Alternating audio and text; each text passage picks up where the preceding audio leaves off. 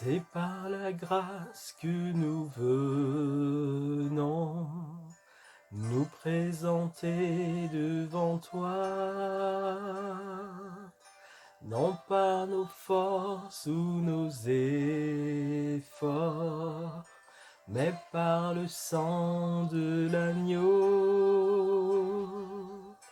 Tu nous appelles auprès de toi, Seigneur, nous voici. Tu nous attires auprès de toi, par ta grâce nous voici. Par ta grâce nous voici.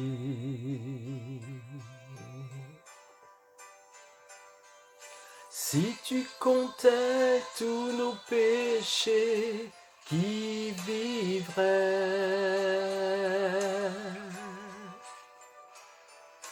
Mais nous entrons purifiés par le sang de l'agneau.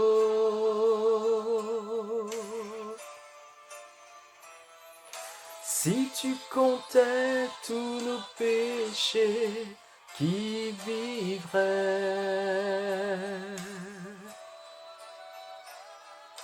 Mais nous entrons purifiés par le sang de l'agneau.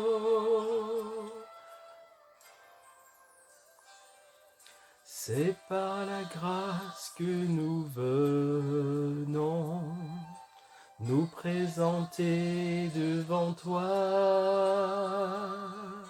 non par nos forces ou nos efforts, mais par le sang de l'agneau.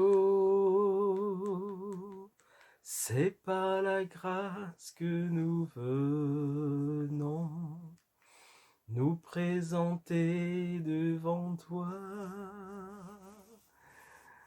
Bonjour à tous. Je prie que, ensemble, tous ceux qui entendent encore ce nouveau message aujourd'hui, que nous puissions ensemble, au nom du Christ Jésus, chercher les voies de Dieu, chercher ce qui plaît à Dieu. Je vous salue au nom du Seigneur Jésus-Christ pour ce nouveau message. Dieu nous dit dans sa parole, recherchez la paix avec tous et la sanctification, sans laquelle nul ne verra le Seigneur. Dieu nous aime tellement, tellement, qu'il n'a pas hésité à s'incarner lui-même en un homme, en Jésus-Christ, afin de nous secourir dans nos péchés, afin de nous délivrer de nos prisons, afin de nous libérer de tout ce qui nous retenait captifs et qui nous séparait de lui et de la vie éternelle. Oui, Jésus-Christ est le Sauveur du monde, il est le Messie, celui qui avait été annoncé depuis longtemps et qui est venu au temps marqué par le Père et qui a tout accompli en notre faveur, en faveur de tous les hommes. Oui, c'est par la grâce que nous venons encore aujourd'hui dans sa présence, par la grâce que ce message sera encore délivré, par cette faveur que nous ne méritons pas mais que Dieu nous accorde, parce que Jésus a payé le prix qui nous permet d'être aujourd'hui appelés enfants de Dieu, pour ceux qui le reçoivent, Jésus-Christ comme Sauveur et Seigneur de leur vie. C'est par la grâce. C'est par la grâce. Aujourd'hui, le message que je vais vous délivrer, un message urgent des temps de la fin, un message capital par rapport à l'époque dans laquelle nous nous trouvons aujourd'hui, par rapport à la génération que nous représentons dans le monde. Nous sommes cette dernière génération, celle qui va voir des choses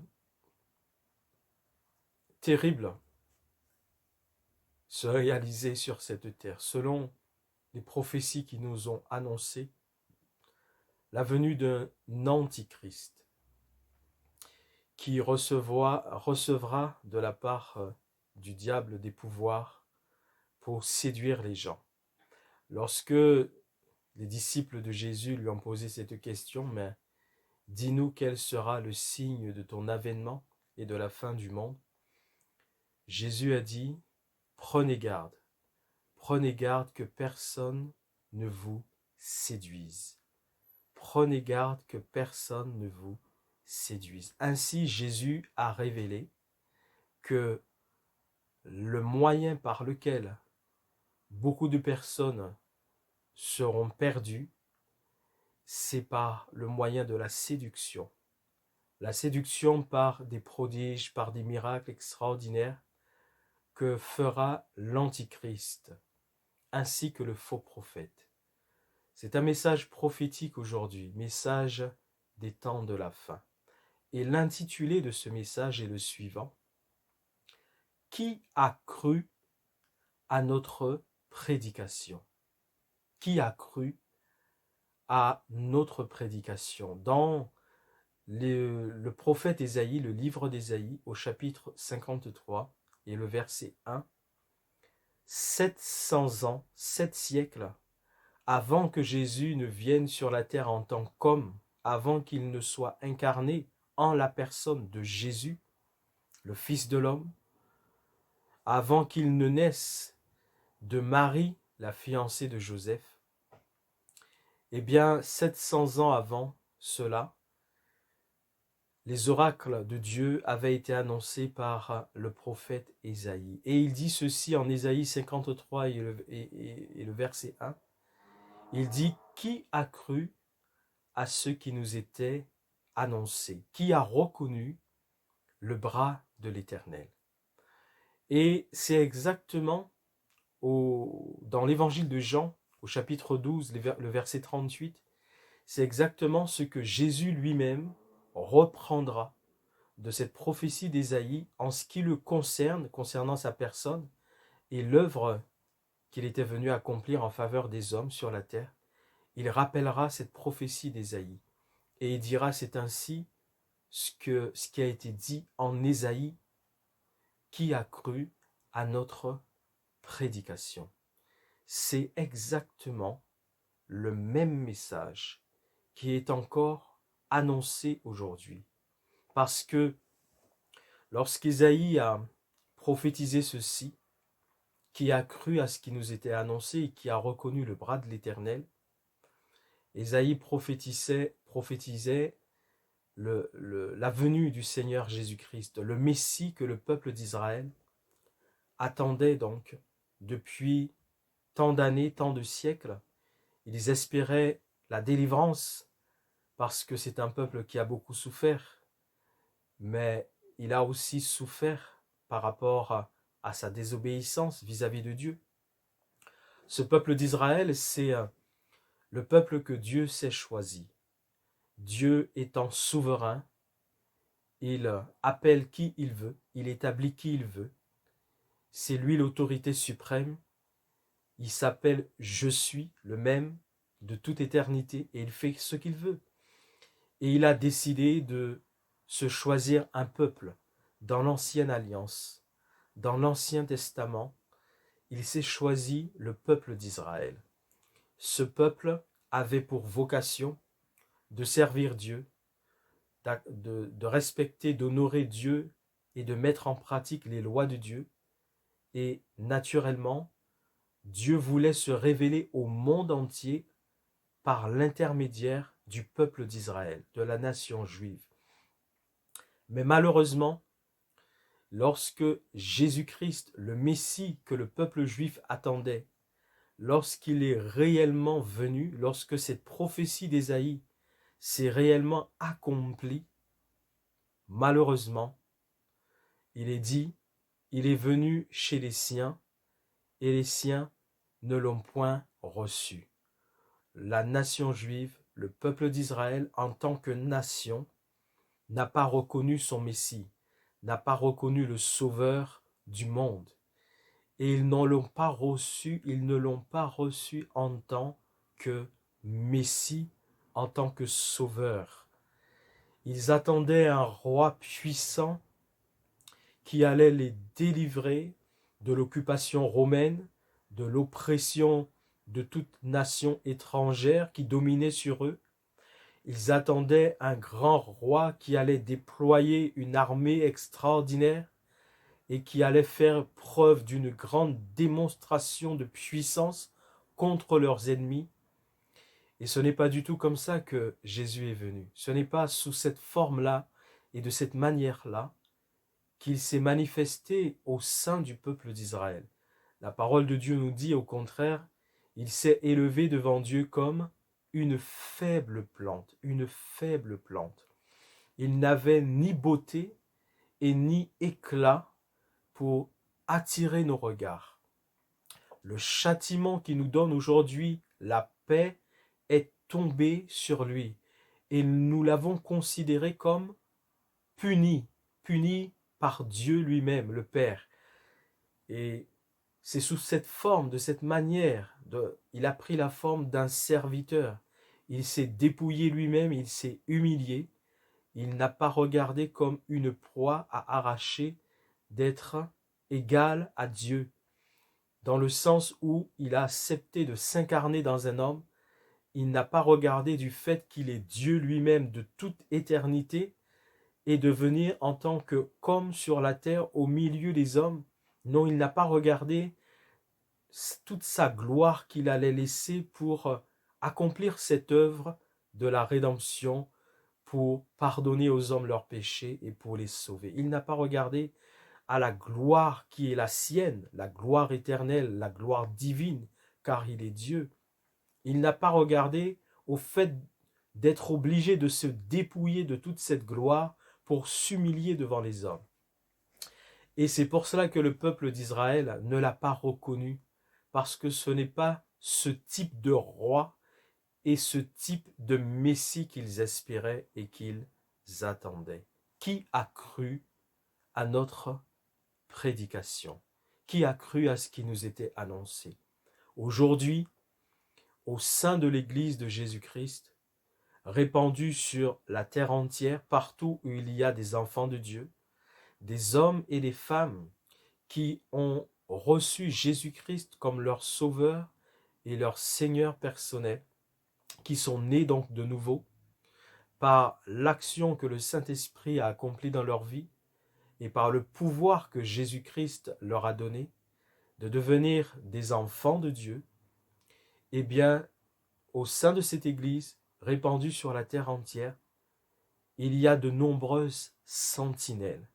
Des sentinelles que Dieu suscite, des sentinelles que Dieu appelle, qui se lèvent à l'appel de Dieu, que Dieu lui-même établit au sein de son Église.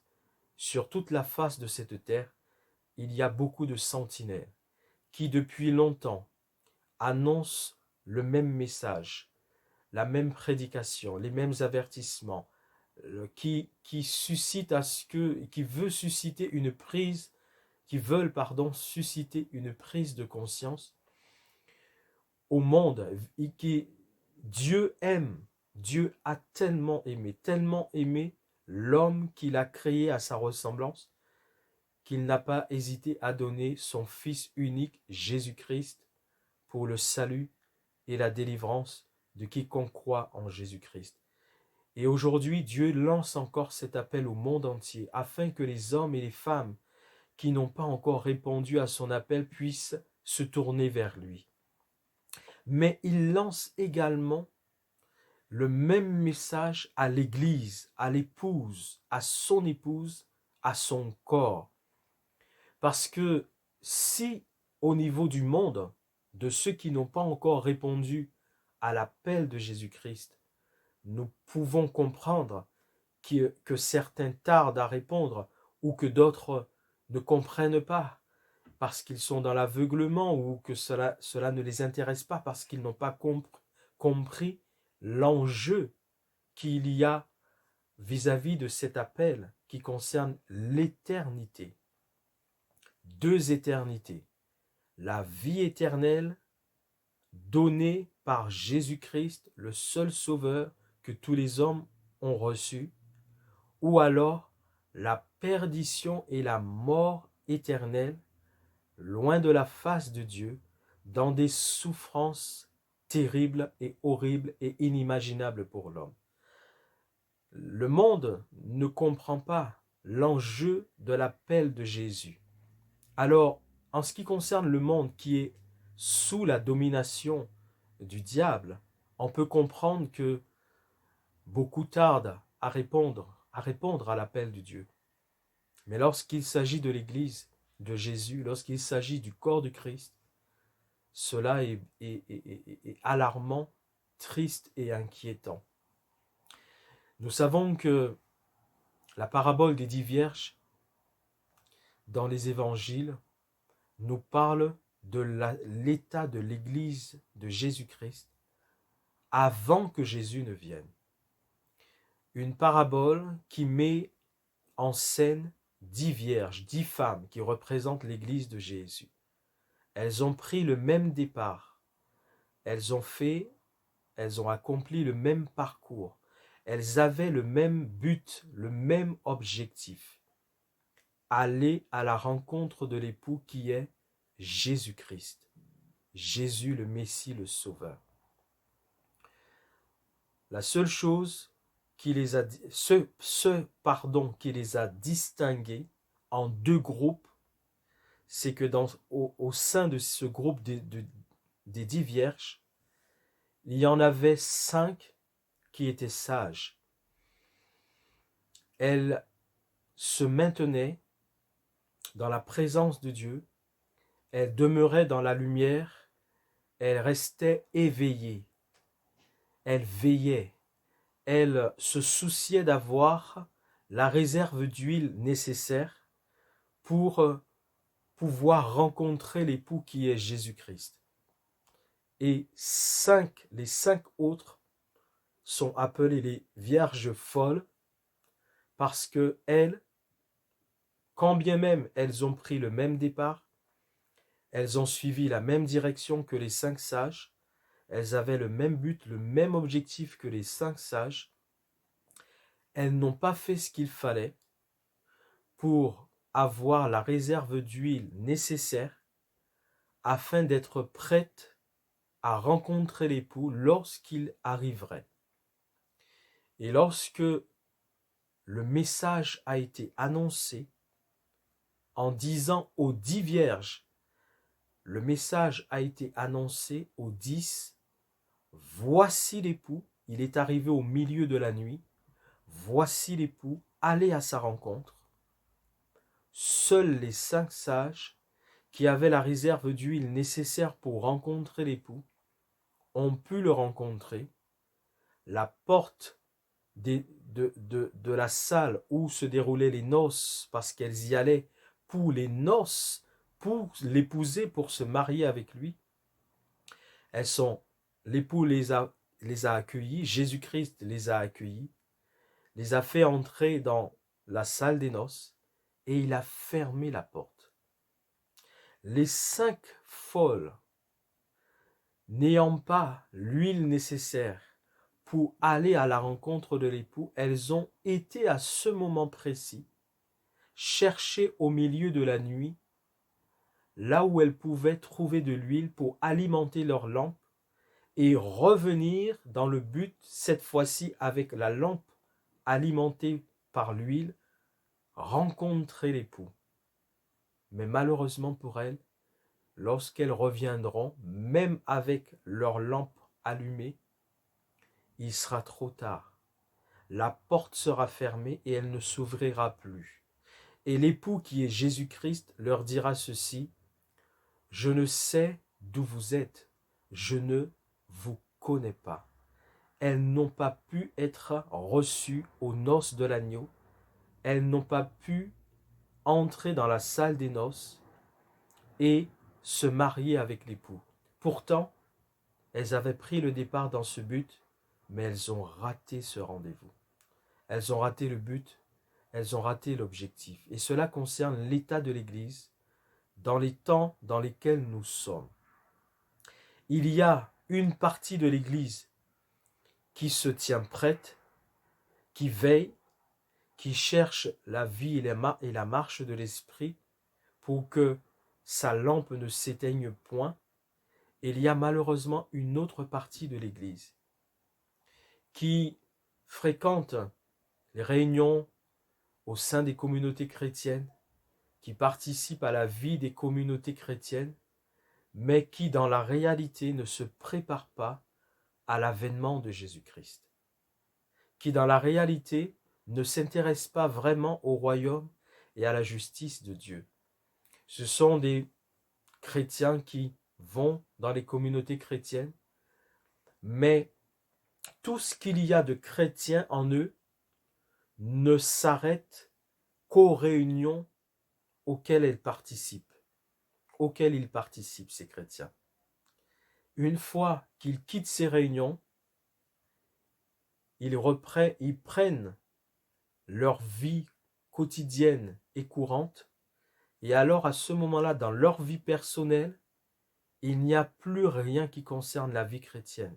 Il n'y a plus rien qui consiste à être en communion avec Dieu, à aimer sa justice, à aimer sa parole, à prier. En fait, ils vivent exactement comme le monde. La seule différence, c'est que eux, ils vont dans des communautés chrétiennes, ils participent au mouvement chrétien, mais seulement aux occasions officielles dans les communautés. Mais une fois qu'ils reprennent leur vie personnelle, il n'y a plus rien qui reflète la gloire de Jésus-Christ. Rappelons-nous que Dieu nous a créés à son image et à sa ressemblance.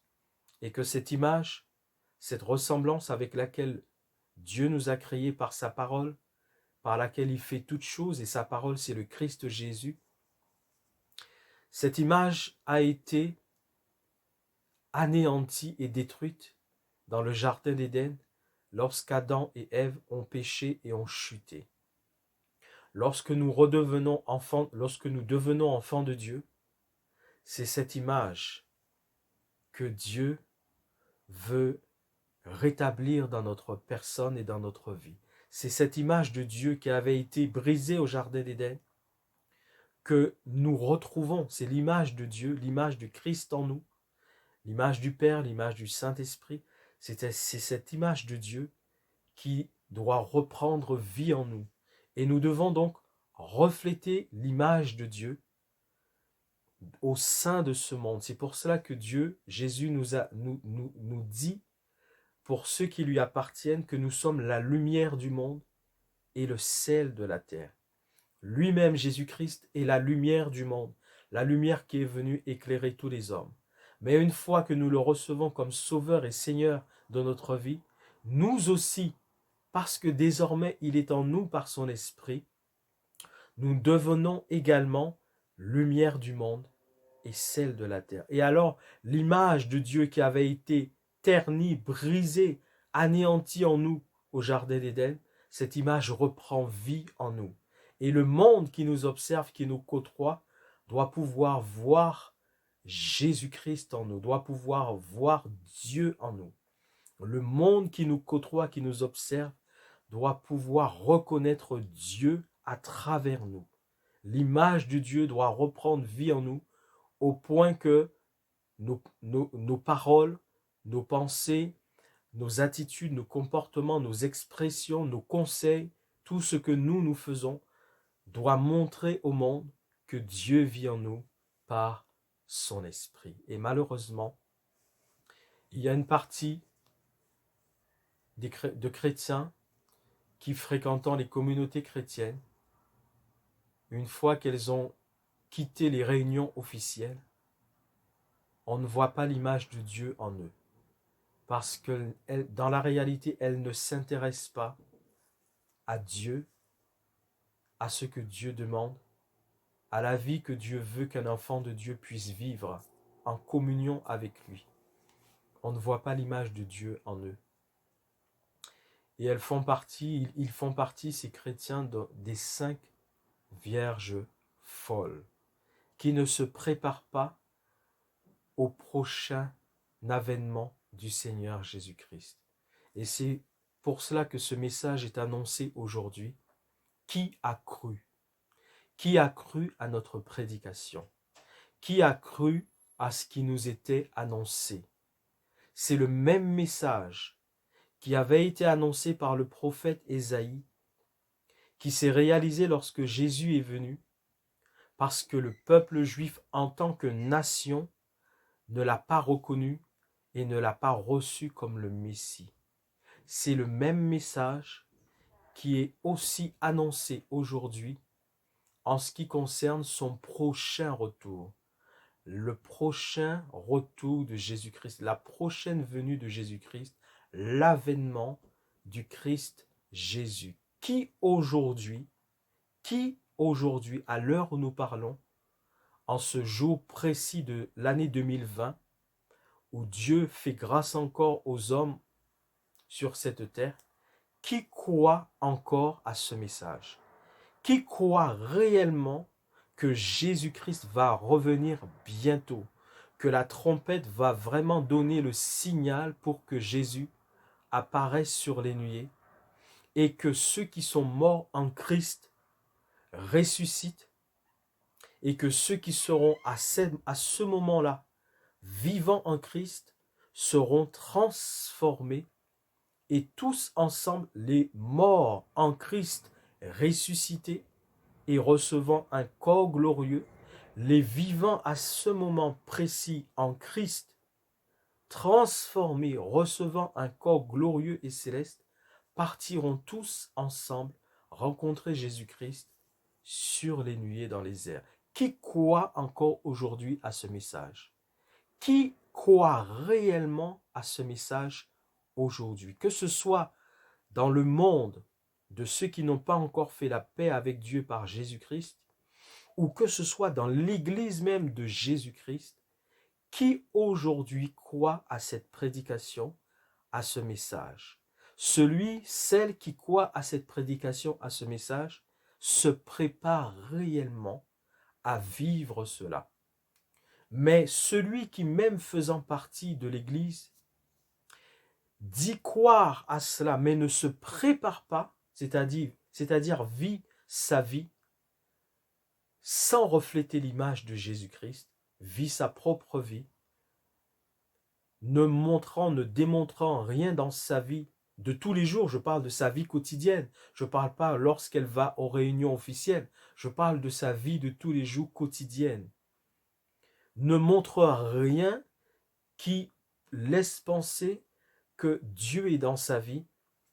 Celui-là, celle-là ne se prépare pas à l'avènement de Jésus-Christ, au prochain retour de Jésus-Christ. Rappelons-nous que Jésus a dit qu'il vient pour ceux qui auront aimé son avènement, pour ceux qui auront aimé son avènement. C'est-à-dire, ils attendent, ils espèrent, ils se préparent à ce prochain retour, à cette promesse que Dieu a faite. Ils se préparent pour recevoir l'époux, pour que l'époux les reçoive. C'est ça. Lorsqu'il est dit que je crois en ce message, je crois en cette prédication, ça veut dire que je me prépare parce que j'y crois. Mais si je n'y crois pas vraiment, eh bien cela se reflètera aussi dans ma vie, même si je dis que je suis un chrétien et même si je suis membre d'une communauté chrétienne. Si dans ma vie quotidienne, il n'y a rien qui montre que j'appartiens à Dieu et que j'ai de l'intérêt pour le royaume de Dieu, s'il n'y a rien qui montre que ma vie est en Christ, dans la réalité, je ne me prépare pas à l'avènement de Jésus. Et quand Jésus pose cette question, à travers moi, mais à travers toutes les sentinelles qu'il a établies dans le monde entier et qui ne cessent dans ces temps de la fin d'annoncer ce message, qui a cru à notre prédication? Qui a cru à ce qui nous était annoncé? Qui a reconnu le bras de l'Éternel? Qui a reconnu quand Jésus est venu la première fois que c'est la prophétie d'Ésaïe qui se réalisait, que c'était vraiment lui, le Messie, le Sauveur des hommes? Qui a cru à cela? Beaucoup l'ont cru, heureusement, et gloire soit rendue à Dieu pour tous ceux qui ont été et qui seront éclairés par le Saint-Esprit et par Jésus-Christ pour reconnaître cela. Mais malheureusement, beaucoup ne le reconnaissent pas et ne le reconnaîtront pas. C'est le même message qui concerne maintenant le prochain retour de Jésus-Christ. Et malheureusement, c'est pour cela que la nation juive, n'ayant pas reconnu Jésus comme le Messie qu'ils attendaient, ils vont accepter comme Messie l'Antichrist. Parce que l'Antichrist viendra, se présentera et se manifestera par les pouvoirs du diable sous la forme qu'ils avaient toujours espérée. C'est pour ça qu'ils croiront que c'est le Messie qu'ils attendaient, parce que l'Antichrist accomplira de grands prodiges, de grands miracles pour séduire le monde entier, et ces prodiges et ces miracles, il le fera par le pouvoir que lui donnera le diable. Il va séduire le monde entier, mais c'est de ce genre de Messie qu'ils avaient envie, le peuple juif. C'est ce qu'ils espéraient, c'est ce qu'ils attendaient. Or, le vrai Messie est venu la première fois. La première fois, il n'est pas venu pour condamner le monde la première fois. La première fois qu'il est venu, il est venu pour sauver le monde. C'est pour cela qu'il n'est pas venu avec toute sa puissance pour détruire les œuvres des ténèbres de la manière dont on l'imaginait. Il est venu effectivement pour détruire les œuvres des ténèbres, et il les détruit parce qu'il est le grand vainqueur. À la croix de Golgotha, il a vaincu le diable, il a vaincu toute la puissance des ténèbres. Il a donné à ceux qui le reçoivent comme Sauveur et Seigneur le pouvoir de marcher sur les serpents, sur les scorpions et sur toute la puissance des ténèbres. Oui, il détruit les œuvres des ténèbres, car il est Dieu éternel et il a vaincu à la croix de Golgotha. Mais la manière dont il s'y prend n'est pas la manière dont le peuple d'Israël espérait qu'il allait s'y prendre. Mais par contre, l'Antichrist, lui, il va se manifester comme ils espéraient. Et il va établir dans le monde, à ce moment-là, lors de sa manifestation à la face du monde, il va réussir à établir une pseudo-paix. Une pseudo-paix. Il n'y a que Jésus, le prince de paix, qui peut donner la paix. Lui, il ne peut pas donner la paix. Il va établir une pseudo-paix, mais ce ne sera pas la paix.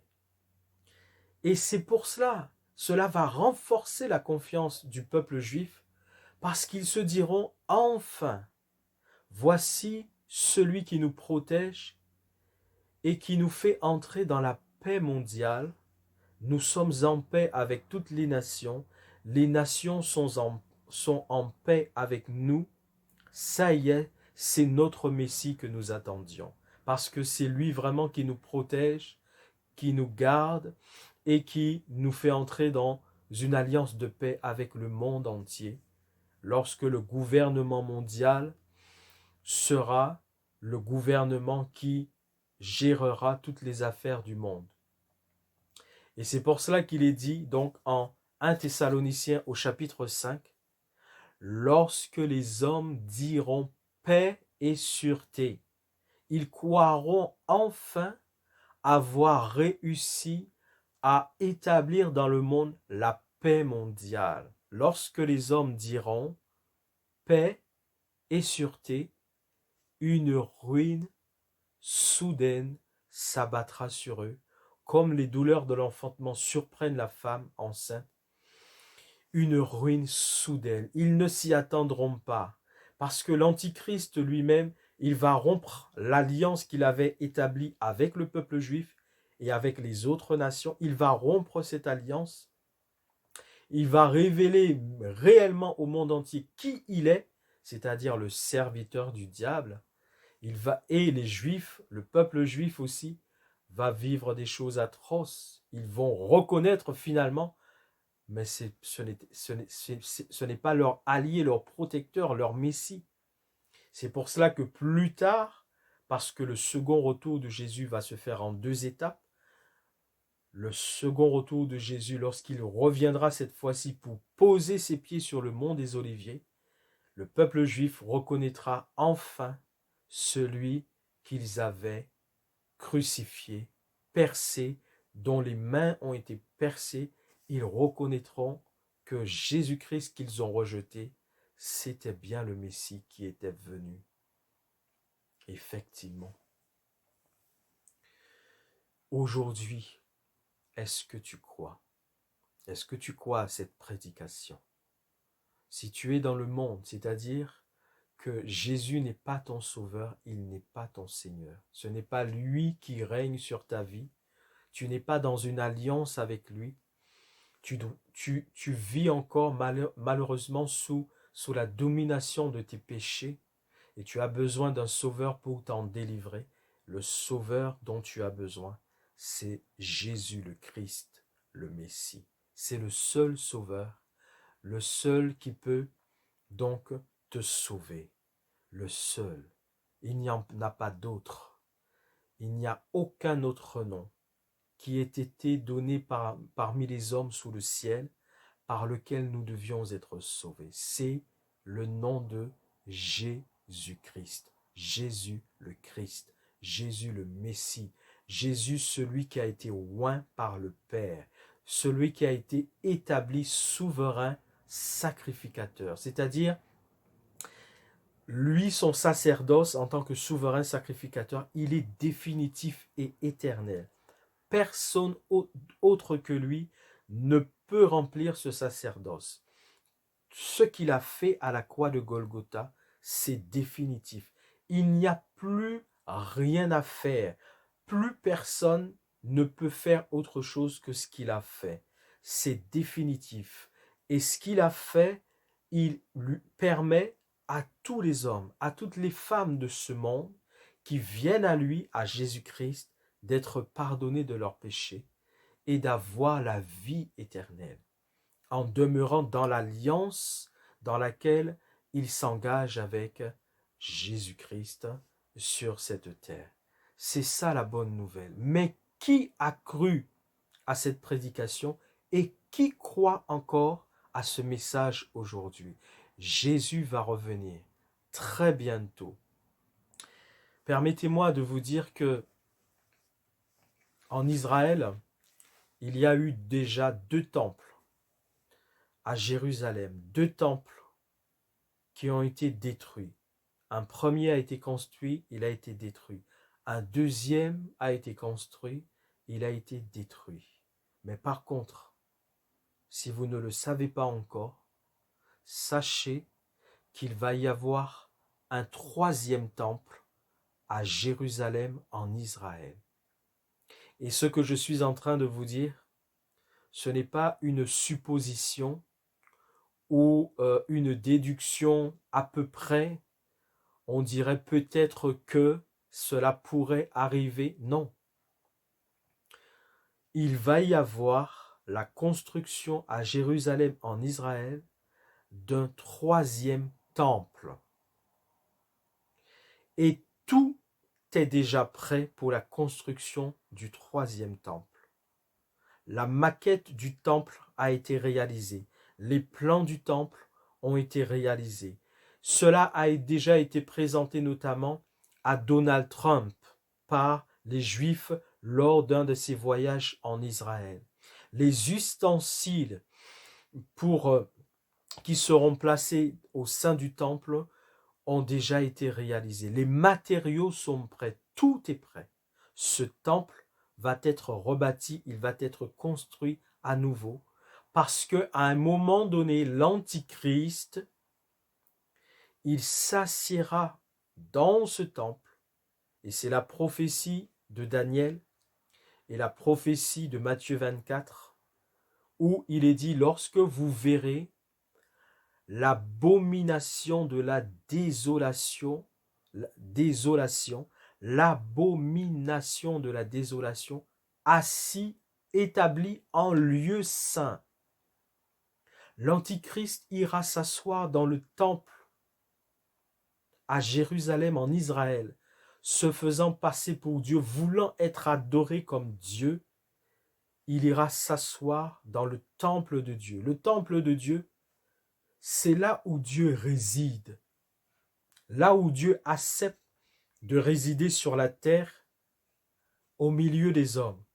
Et l'Église de Jésus-Christ, c'est le temple de Dieu. Chaque chrétien, chaque membre du corps du Christ, chaque membre qui forme l'épouse de Jésus, chaque enfant de Dieu, chaque homme, chaque femme qui a vraiment reçu Jésus dans sa vie et qui demeure dans l'alliance avec Jésus-Christ, est devenu un temple pour Dieu. Dieu réside par son esprit dans ces hommes et dans ces femmes. Le temple a toujours été un lieu de résidence pour Dieu, là où Dieu accepte de se manifester et de résider. Et c'est pour cela il ira, l'Antichrist, au sein de ce troisième temple qui va être construit en Israël. Il ira s'asseoir à un moment donné dans le temple d'Israël. Ce sera donc la manifestation de l'abomination de la désolation, voulant être adoré en tant que Dieu. Ce temple, ce troisième temple, est sur le point d'être reconstruit, construit. Très bientôt, le signal, l'autorisation sera donnée pour que ce temple puisse voir le jour en Israël, à Jérusalem. Qui a cru à notre prédication? Qui de ceux qui entendent ce message croit à ce message, à cette prédication? Et qui croit réellement que Jésus est sur le point de revenir pour enlever l'Église? Qui a cru et qui croit à ce message? C'est un message urgent, appelant tous les hommes à la repentance, les appelant à délaisser la vie du péché et à accepter Jésus-Christ comme Sauveur et Seigneur de leur vie, et à veiller à demeurer dans l'alliance avec Jésus-Christ. C'est là le message du jour. Qui a cru à notre prédication? Qui a cru à ce qui nous était annoncé? Qui a reconnu le bras de l'Éternel? La trompette va sonner très bientôt. Si tu n'as pas encore pris ce message à cœur, ne sois pas négligent. Jésus t'appelle aujourd'hui et il te dit, réveille-toi, toi qui dors. Réveille-toi, toi qui dors, et Christ t'éclairera. Si tu veux être éclairé, réveille-toi, et Christ t'éclairera. Si tu fais partie si l'Esprit de Dieu te permet de reconnaître que tu fais partie des 5 vierges folles, fais le choix aujourd'hui, choisis aujourd'hui de quitter ce groupe des vierges folles et entre dans le groupe des vierges sages, de ceux qui tiennent leur lampe allumée afin d'être prêtes lorsque le signal sera donné, voici l'époux, allez à sa rencontre. Sors, fais le choix de sortir du groupe des vierges folles pour entrer dans le groupe des vierges sages. Et si tu es dans le monde et que tu n'as toujours pas reçu Jésus-Christ dans ta vie, il est urgent pour toi, aujourd'hui, si tu entends sa voix, de ne pas résister à cet appel. C'est un appel d'amour du Christ Jésus. La première fois, il est venu pour sauver le monde et non pour juger le monde.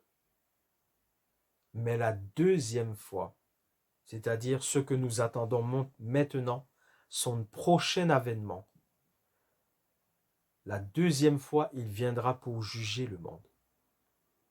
C'est ça qu'il nous faut comprendre. La première fois, c'était pour nous sauver, mais la seconde fois, ce sera pour juger ce monde.